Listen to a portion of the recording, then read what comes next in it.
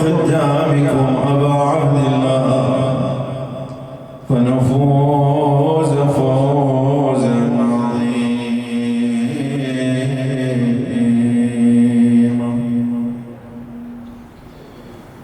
وقالوا لم يغسل شبل طه. الشاعر يقول أنتم تقولون أن الحسين لم يغسل ولم يكفن ولم يشيع، أنا أقول عكس ذلك. شلون يا شاعر؟ قال وقالوا لم يغسل شبل طه فقلت وقالوا لم يغسل شبل طه فقلت ألم يك غسله فيضا وريد الوريد. وقالوا لم يكفن والسوافي يعني الرياح نسجنا عليه ضافية البرود يا يابا. وقالوا لم يقلب والعوادي الخيول. وقالوا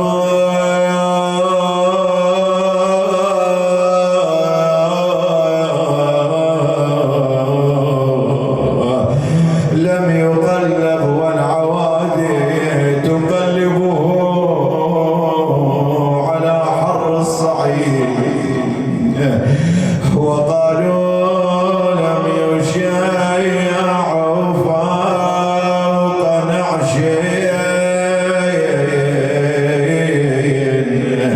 كتشيع الجنائز للحود. فقلت ألم يك فوق الرمح رأسه حسين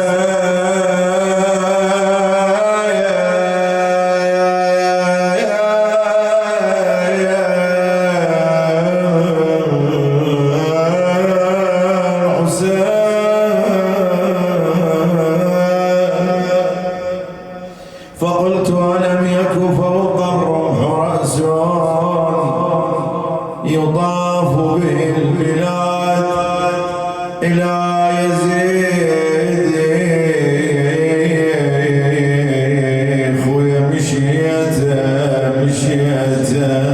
أنا مشيت درب المرشد. الله يعينكم إن شاء الله ويوفقكم للدمع على الحسين. وهاي زينب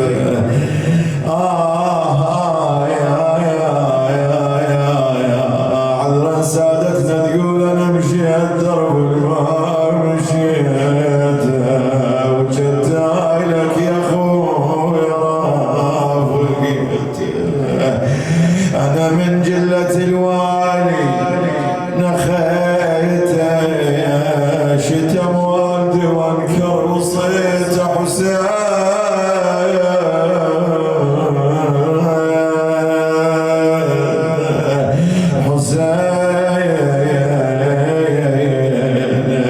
لذلك اشتكت زينب إلى أبي عبد الله الحسين نظرت إلى رأس الحسين تقول أخويا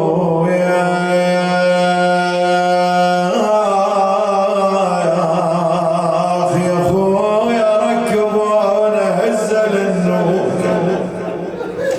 يا أخويا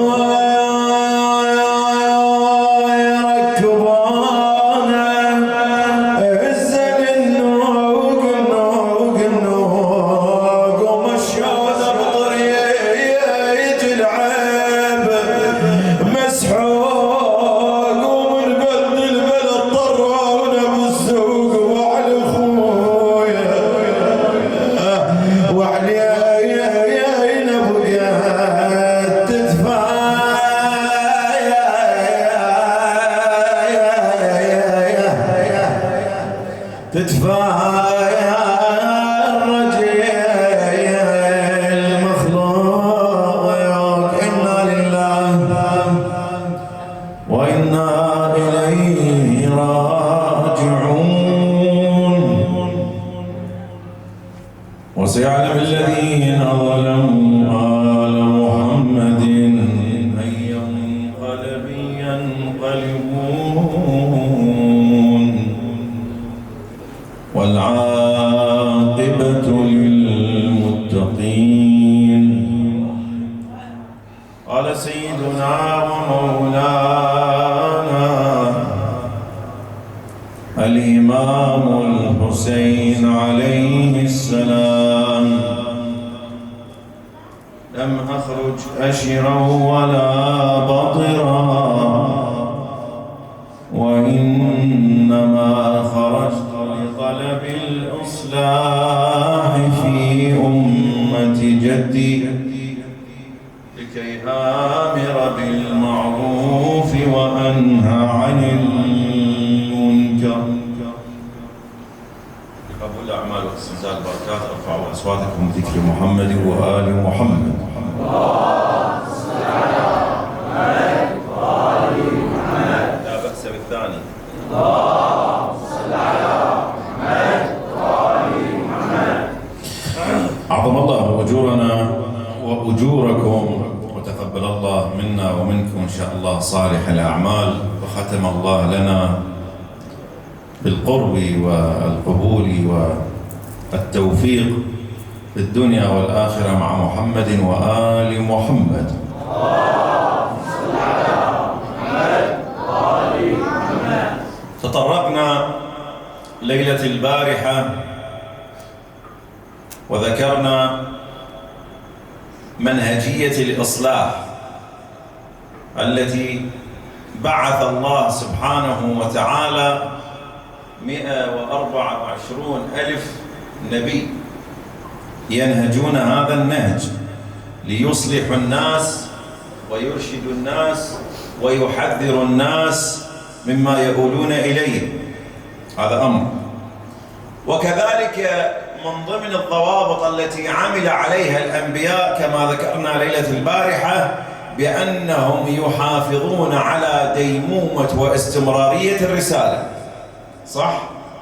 جيد. ثم إلى أن وصل الأمر إلى النبي محمد صلى الله عليه وآله وسلم، وانتقل وختمت النبوة، وبعد ذلك انتقل الأمر أو كاهل المسؤولية أو الإمامة تعلقت بشخصية أمير المؤمنين سلام الله عليه حينما نصب من قبل الله على يد رسول الله صلى الله عليه وآله وسلم، وقال هو الولي الشرعي: ألا فمن كنت مولاه فهذا علي مولاه. وقد أكمل الدين وتمت النعمة بولاية علي بن أبي طالب، وصار علي وأولاده عليهم السلام شنو؟ هم الذين يحملون كاهل وعبء ومسؤولية وثقل الدين، يبلغوه وينذروه. فذكرنا وسألنا سؤال، قلنا: ما هو دور الأئمة من بعد النبي صلى الله عليه وآله وسلم؟ وذكرنا أمرين. الأمر الأول تطرقنا ليلة البارحة كذلك، وهو الأدوار المشتركة التي التي حملها أو التي سار على نهجها الأئمة عليهم السلام. شنو الأدوار المشتركة؟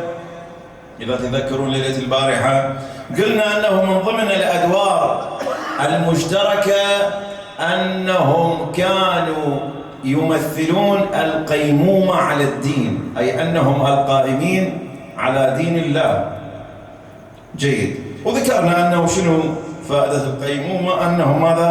أنهم يدفعون الأباطيل والادعاءات والتأويلات الباطلة عن الدين، يحفظون منهجية ومشروعية الدين الإلهي من التحريف والأباطيل الدسائس التي يدسها الأعداء لكي يحرفوا الناس عن طريق الصواب. جيد. وصلنا أحبتي إلى الأدوار الخاصة. قلنا أكو أدوار مشتركة وأكو أدوار خاصة، وسألنا سؤال ليلة البارحة: هل أن الأئمة عندهم مسؤوليات خاصة؟ مثلا أكو إمام تحمل مسؤولية تختلف على غيره؟ نعم، هنالك مسؤوليات أنيطت بإمام دون إمام. أكو إمام من الأئمة الظرف الذي عاش فيه تحمل مسؤولية وأنيطت به مسؤولية دون غيره. شلون؟ مثلا أمير المؤمنين سلام الله عليه الإمام علي بن أبي طالب عليه السلام، الظرف الذي عاشه أمير المؤمنين سلام الله عليه يختلف على جميع الأئمة عليهم السلام. شلون؟ من ضمن المسائل اللي كثير من الشباب أو كثير من الناس يجي يتساءل في هذا المعنى، يقول ليش مثلا أمير المؤمنين سلام الله عليه لما ضربت الزهراء وغصبت منه الخلافة وجرى ما جرى ليش ما قاتل أمير المؤمنين سلام الله عليه؟ يجي واحد الأمير المؤمنين سلام الله عليه يقول والله لو سئلت عن أشجع العرب لما عدوتك، ولكن حينما جرى أنا أتمنى يكون ماكو حركة بالمجلس جزاكم الله خير جزاء، خلوا بالكم وياي الله يحفظكم، هاي ليالي مهمة. الله يبارك فيكم، صلوا على محمد وآل محمد.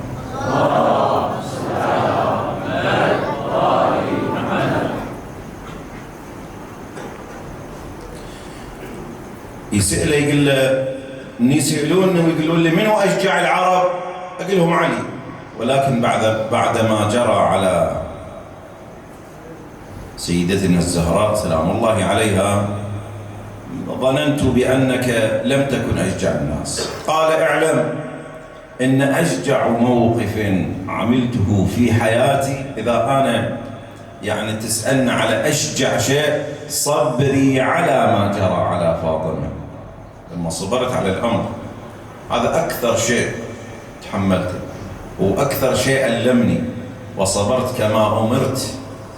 فيجي يسأل يقول مثلا ليش أمير المؤمنين سلام الله عليه؟ نعم أكو دور خاص قام به أمير المؤمنين سلام الله عليه في هذه الحقبة، أنه كان موصى من قبل النبي صلى الله عليه وآله وسلم أن لا يشهر سيفه. هسه واحد هم يجي يسأل يقول ليش موصى؟ شنو يعني؟ خليه يقاتل؟ لا، ليس هكذا. هم أجاوبك ماكو مشكلة. أنه لماذا موصى؟ لأنه لم تكن لديه أنصار. الرسول قال له لو وجدت 40 ممن يقاتلون معك فقاتل. إذا تريد تقاتل وعندك 40 شخص يوقفون وياك، ولكن أمير المؤمنين ما سلم له على 10 نفرات ماكو وياه، لما أنه جرى ما جرى على السيدة الزهراء سلام الله عليها. فليس من الحكمة أن يضحي أمير المؤمنين سلام الله عليه بوجوده المبارك ونعم يحرم هذه الأمة. وإحنا عندنا هدف أساسي اللي ذكرناه واللي راح نأكد عليه أكثر بعد، هو لا بد من ديمومة الرسالة وشخصية أمير المؤمنين سلام الله عليه. هي ماذا؟ هي الشخصية التي تؤدي هذا الدور بكفاءة عالية وتوصل الرسالة السماوية إلى الناس. شريعة الله تصل عن طريق هذه الشخصية، عن طريق أمير المؤمنين سلام الله عليه. فصبرت وفي العين قذى، يقول أمير المؤمنين، وفي الحلق شجا. بالعين قذى يعني هذا شايفين أنه أكو فرد شيء يطلع في النبات، أكو نباتات يخرج بها شيء من الأشواك صلبة تكون، ما يقدر واحد يلزمها على شدة، هذه اسمها القذى. يقول فصبرت وفي العين قذى وفي الحلق شجا حنظل أرى تراثي نهبا. اغتصبوا منه الخلافة وجرى ما جرى، وصبر أمير المؤمنين سلام الله عليه حتى وصل إلى دولة العدل، أقام دولة عدل وحكم الناس وأرشد الناس وترك ما ترك لنا أمير المؤمنين سلام الله عليه. أكو فرد هدف من هذه المنهجية. بعد ما أحب أن أؤكد عليه حتى لا أطيل عليكم، دور الإمام أكو دور خاص قام به كذلك الإمام الحسين سلام الله عليه، دور خاص قام به الإمام الحسن المجتبى أبي وأمي، الإمام المظلوم. الإمام الذي قلما نذكره، اللي يقول الإمام الحسين سلام الله عليه: وأخي الحسن أفضل مني. مقام الحسن أعلى من مقام الحسين سلام الله عليه، عظيم، سيد شباب أهل الجنة.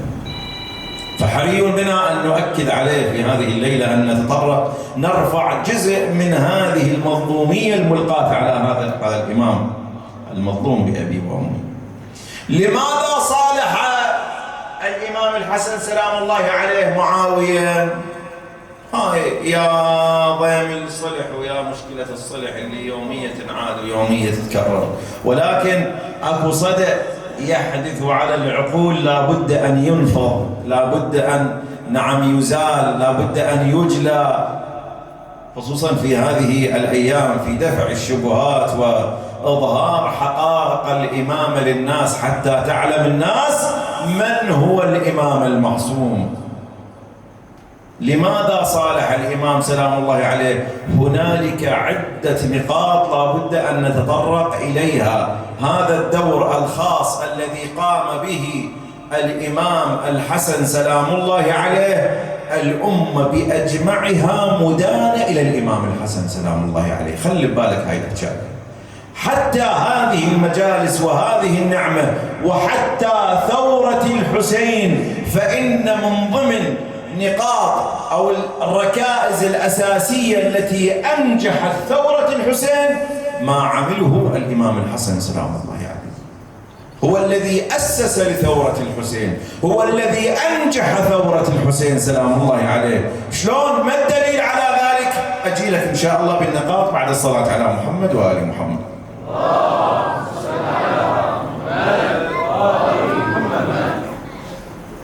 شلون؟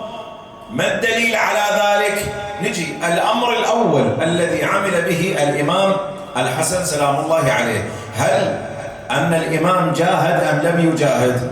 نعم جاهد، وسوى جيش وقاتل معاوية، ولكن كلما يولي قائدا من القادة يخون ويذهب في صف معاوية. حتى آخر شيء ابن عمه عبيد الله بن العباس شنو سوى؟ الإمام الحسن خلاه من بعد ما الناس قالت له يابا انتخب هذا من بني هاشم وهذا كذا، خليه. الإمام الحسن يعرفه، قال له أعلم أنك سوف تذهب إلى الصف المعادي، ولكن أنا أوصيك وحذرك. مجرد ما أن أرسل إليه معاوية 500 درهم قال له وإذا أجيت أعطيك النص الآخر وأوليك على بعض ولايات الشام. ترك الإمام سلام الله عليه وذهب وخان. فالإمام الحسن سلام الله عليه رأى أن المعركة خاسرة مستحيل أن يصل إليها. هذا الأمر الأول، رؤية الإمام الحسن بأبي وأمي بأن المعركة خاسرة لا نجاح فيها.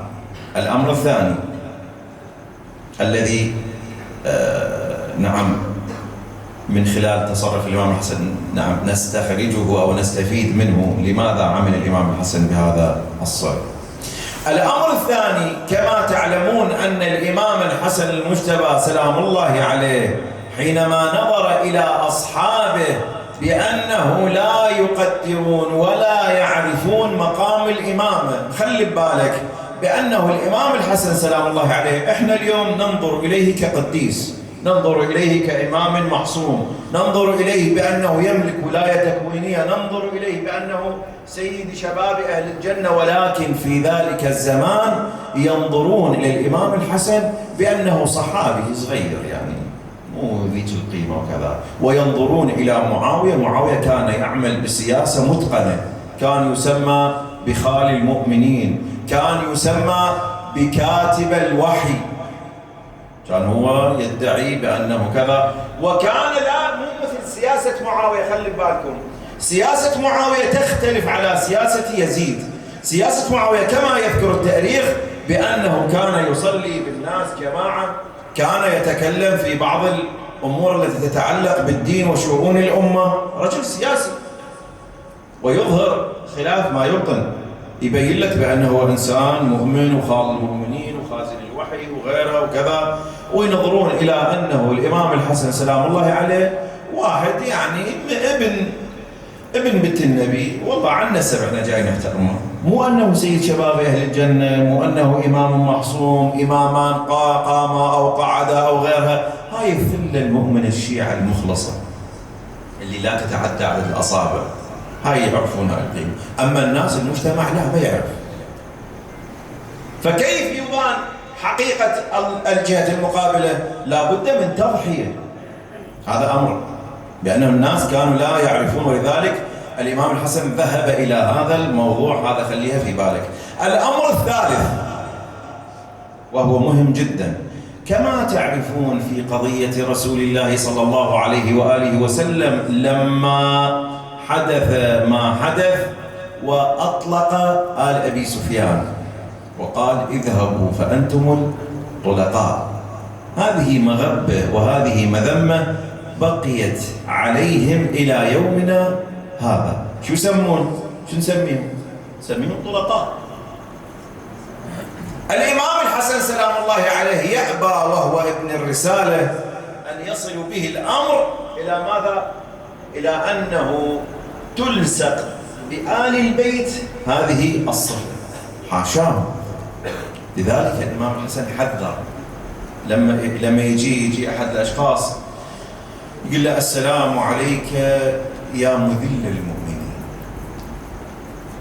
شخص آخر يقول له السلام عليك يا من أذللت رقابنا، راكب على الفرس مالته ويم الإمام الحسن، والله دنيا عجيب والله عظيمة. يقول له السلام عليك يا من أذللت رقابنا. الإمام الحسن تقبلها برحاب الصدر، قال له انزل من صوت جوادك، تعال اجلس. قال له أعد ما ذكرت، ماذا قلت آنفا؟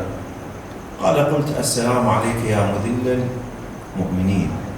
قال اعلم، خلي أقول لك شيء، والله إن الذي عملته هو حفاظا عليكم وخيرا لكم مما طلعت عليه الشمس.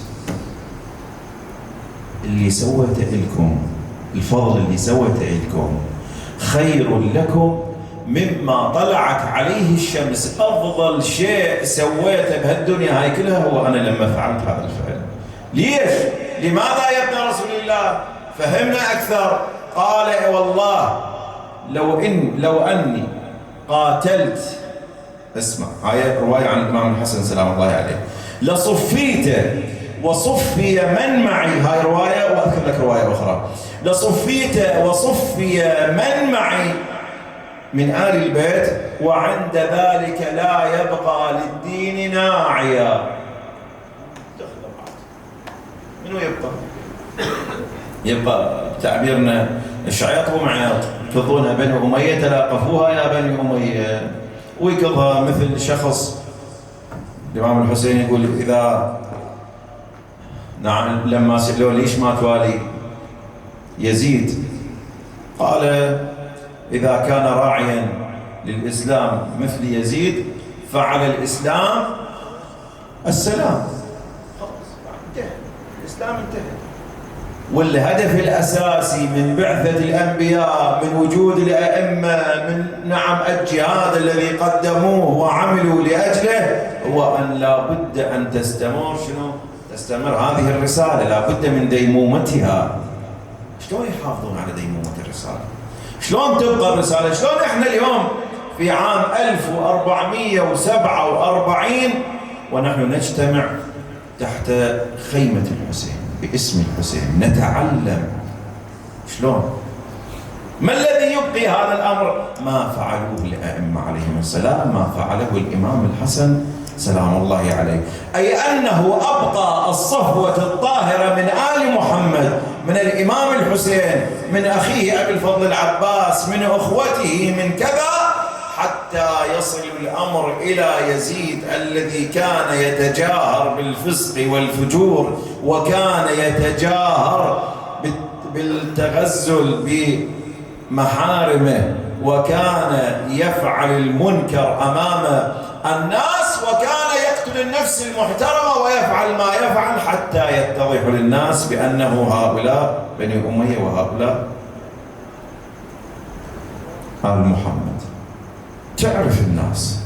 لذلك الإمام أمير المؤمنين سلام الله عليه لما قتل بالكوفة وجرى ما جرى، الناس قالوا، تعجبت الناس، شوف الإعلام اللي كان يشتغلون به الأعداء، أو كان يصلي، يعني كان يصلي، معقولة علي بن أبي طالب يصلي؟ شوف الصورة اللي راسمينها على شخصية أمير المؤمنين سلام الله عليه.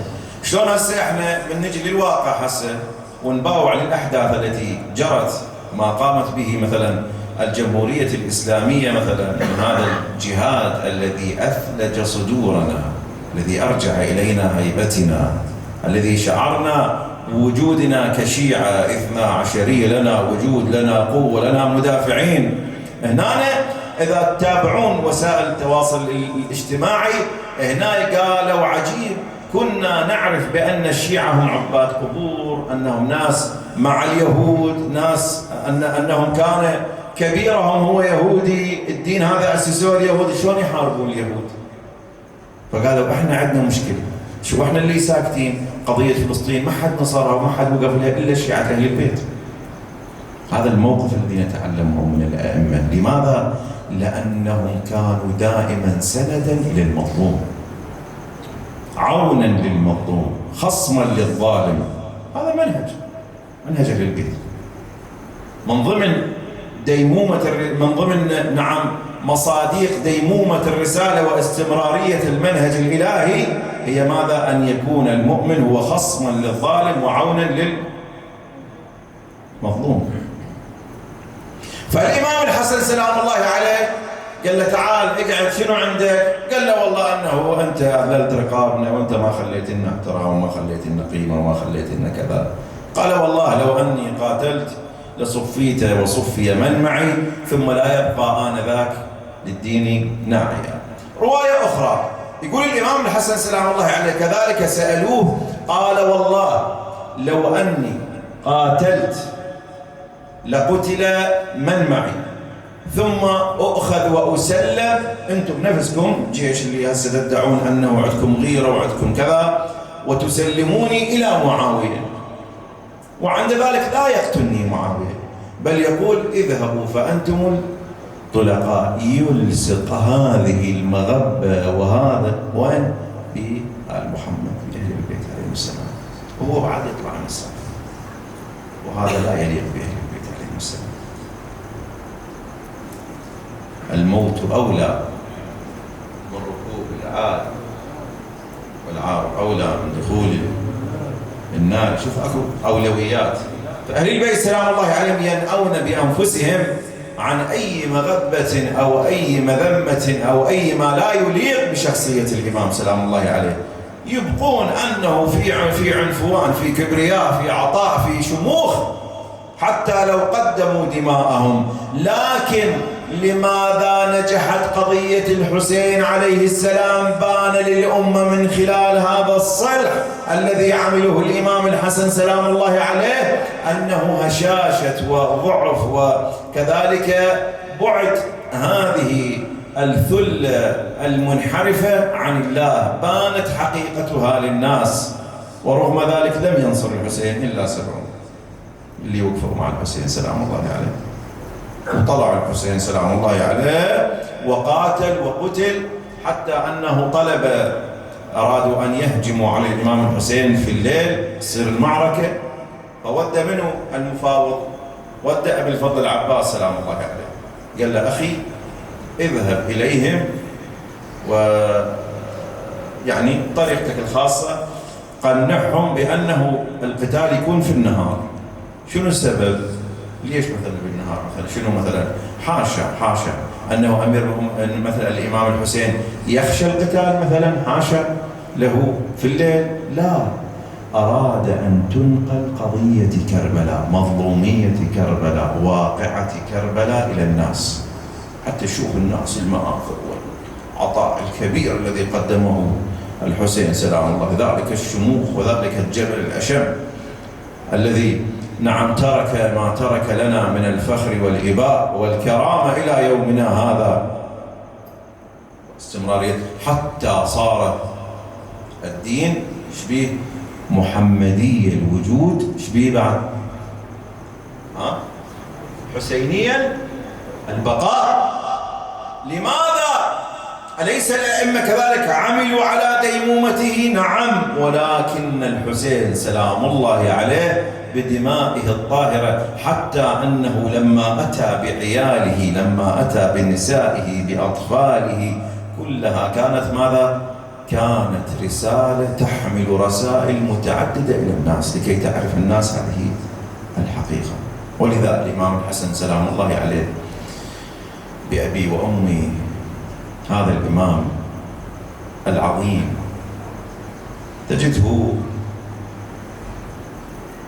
بأبي وأمي حينما حدث ما حدث تعرض إلى اغتيالات متعددة، منها تعرض إلى السم ونجا، ومنها أنه طعن بأبي وأمي في فخذه في خنجر مسموم، وكذلك نجا الإمام الحسن سلام الله عليه، ولكن جيء بسم من الروم. معاوية أرسله إلى جعدة لعنة الله عليها. يقول هذا السم اللي جيء به إلى الإمام الحسن سلام الله عليه، يقول خلينا في إناء، فأخذ حزا في الإناء، ماكل الإناء على يعني شدة السم هذا اللي يمدينه من الروم لعنة الله عليه. الإمام الحسن بأبي وأمي، تعرفون الإنسان الصائم أول ما يفطر يريد يشرب مثلا يبرد قليلا. أتمنى أن تخففون الأضوية جزاكم الله خير الجزاء. كل ما نريد ننعي ندخل بالمصاب أنه خففون الأضوية، خلونا بس مع الأضوية الحمراء مثلا على مود نعيش حالة العزاء جزاكم الله خير الجزاء. أسأل الله يوفقكم إن شاء الله ويتقبل عزاءكم بخير قبول. نسأل الله أن يجعل هذه الدقائق وهذه اللحظات هي إن شاء الله في مرضات الزهراء. إحنا أنتم متعودين من نذكر الحسين دمعتكم رخيصة على الحسين، لكن أنا أريدك الليلة الحسن هم يستاهل بأبي وأمي، هذا المظلوم.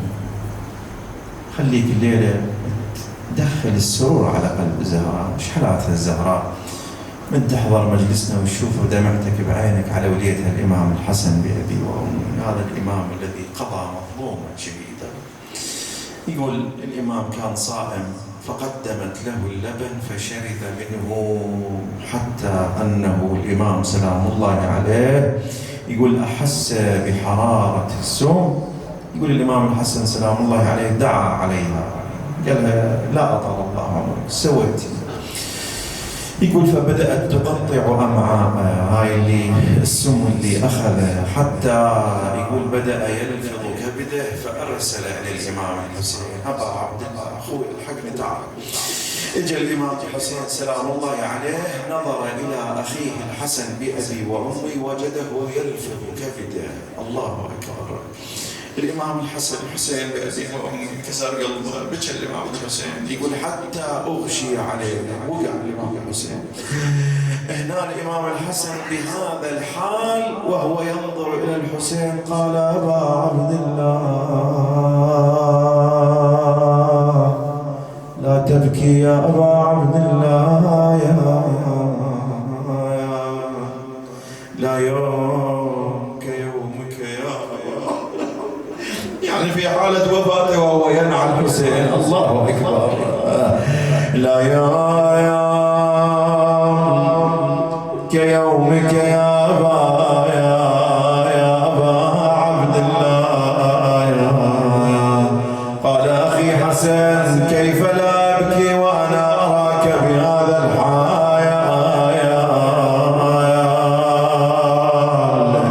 شلون القلب أشوفك يا أخويا يا أخويا. يقول هنا وإذا بالباب تطرق. الإمام الحسن قال أخي أبا عبد الله نحطشت عني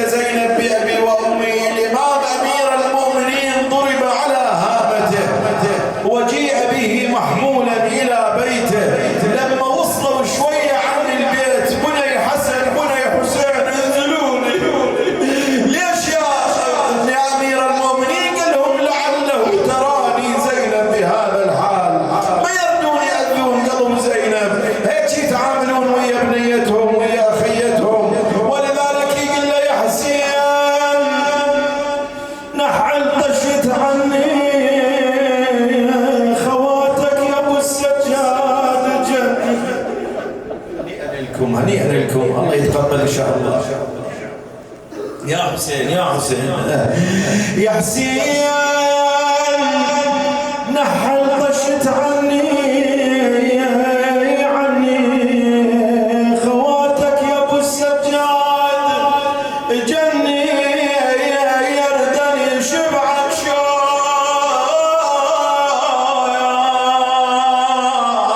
شاف مني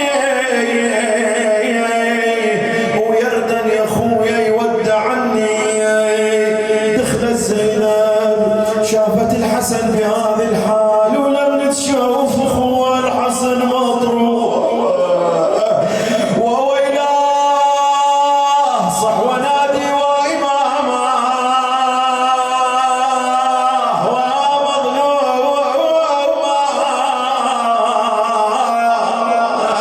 وينك الليله ويا الامام الحسن المجتبى خلي الزهره تشوف الدمعه بعينك الليله ولم نشوف اخوه الحسن مطروح بالله ما وعلي ويدع على الجبل ويجود بالروح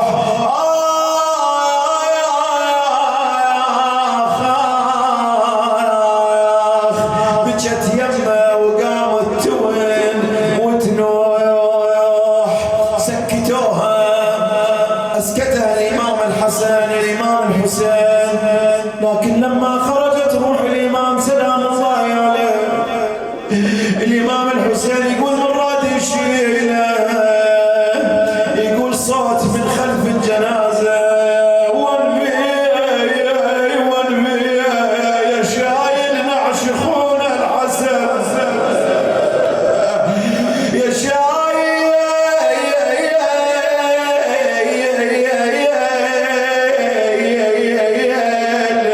نعش اخوي الحسن وانبي يشتغل قلبه على الاخوان مويا يا ابويا اشكبر قلبي اشكبر قلبي اشكبر قلبي على الاخوان وانبي شالوا النعاش مشى قدام عينها قالت ريض لي يا شيال نعشه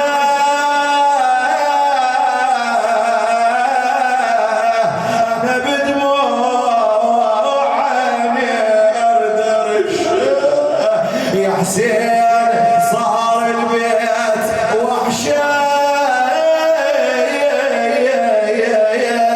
يا حسين صار البيت وحشه خلي بالك وياي شالوا نحش الامام الحسن وجرى ما جرى عليه اللي يكسر القلب الانسان الميت لما يشيل اخوه الله يرحم اماتكم جميعا يردون يدفنونه بكرامه الامام الحسين اخرج من جسد الحسن 70 سنه ايوه ولا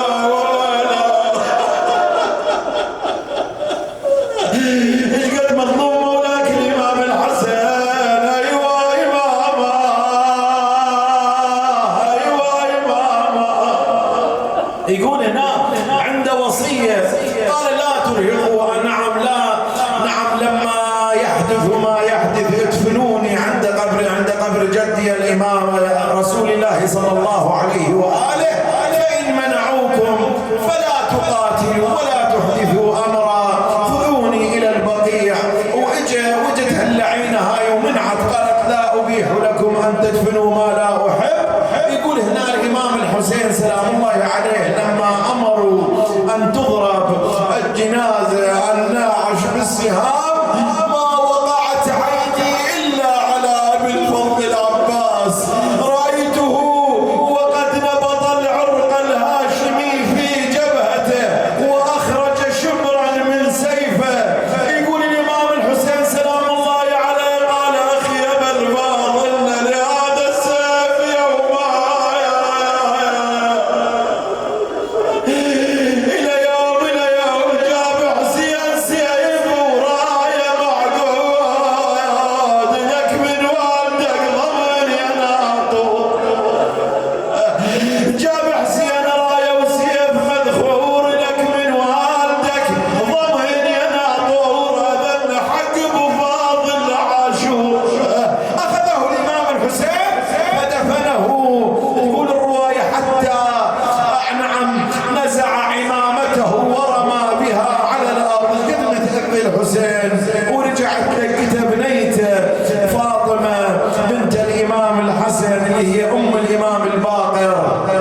يقول هنا من تلقته الحسين احتضنها ضمها إلى صدره، مسح على راسه، خلاها بحجره. بنيت أنا أبوك وعماتك أبني وبنات خواتك يسلم عني، يا ويلي على أبوك راح مني. وما خلى بالها، لكن اللي يكسر القلب لكن تقول تخف الأحزان، ما مات مثل حسين عطشان ولا لعبت عليه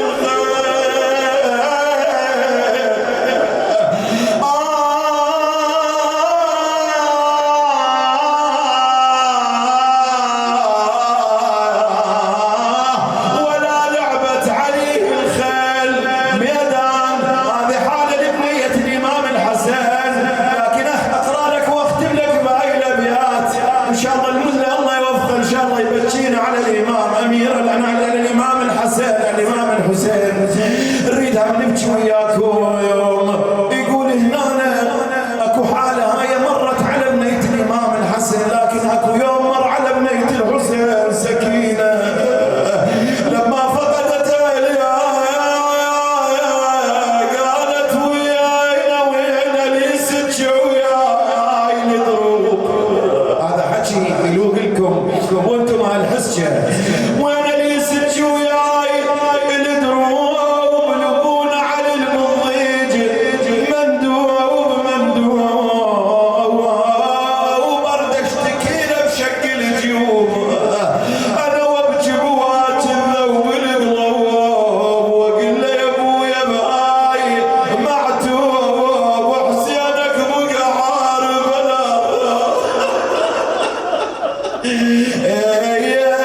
وانتك وياك جزاك الله خير الجزاء.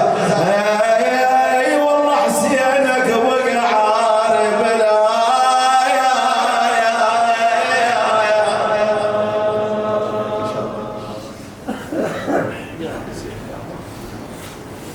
بلا ثوب بلا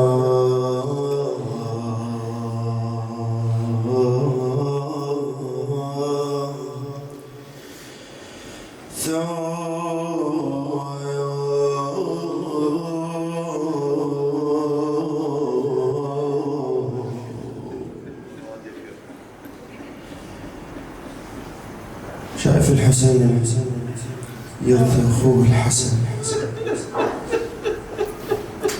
ويقول الليالي وجرا في الليالي، خذل وين العزيز شاف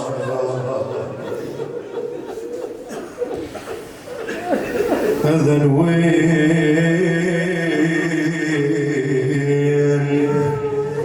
العزيز كان غالي. خويا انا بلياك حال الضيم هذا بدموعكم. انا بلياك حال الضيم حالي يا عزتي ويا دموع لبالي. قال ايام حلوات ايام حلوات قضينا شلون والضياء.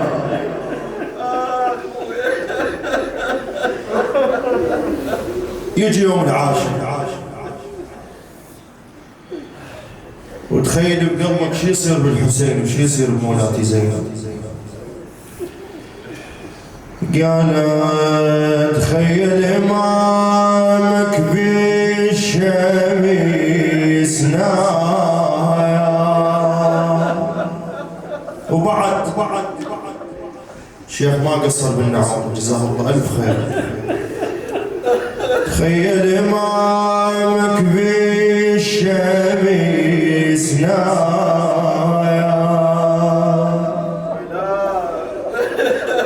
زينب تطفي بلا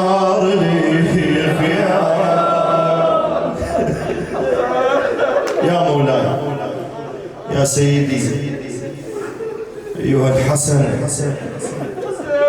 هي الإمامك بالشمس نام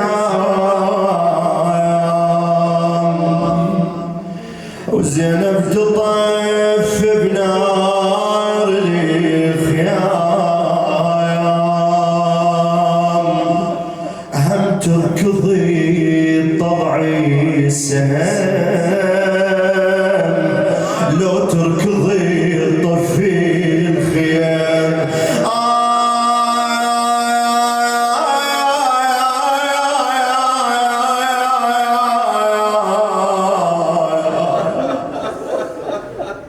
تخيلي قبالك امامك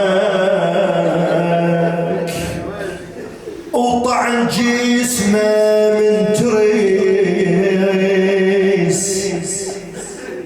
والسهم طالع بظهره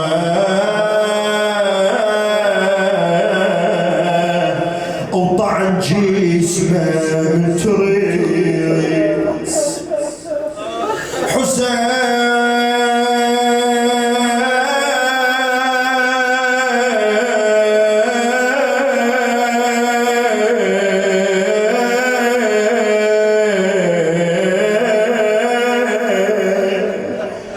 مولاي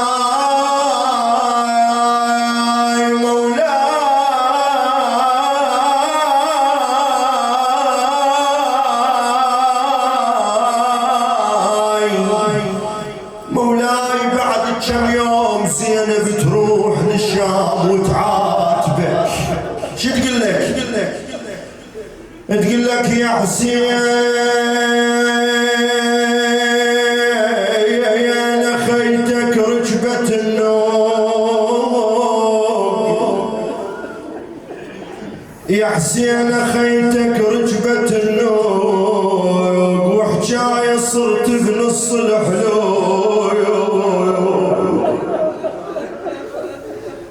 قالت لا ترضاه الطب يا حسين للسوق وجف بحبل يا اخويا مشغول بعد قالت لا بتدعى قالت لا مو سهله طول تشوفه العين واسمع يصيحون الملاعين يا مخدره ويا اخوتك وين شو وحدك وين الحزين يلا ابويا ايدك وصوتك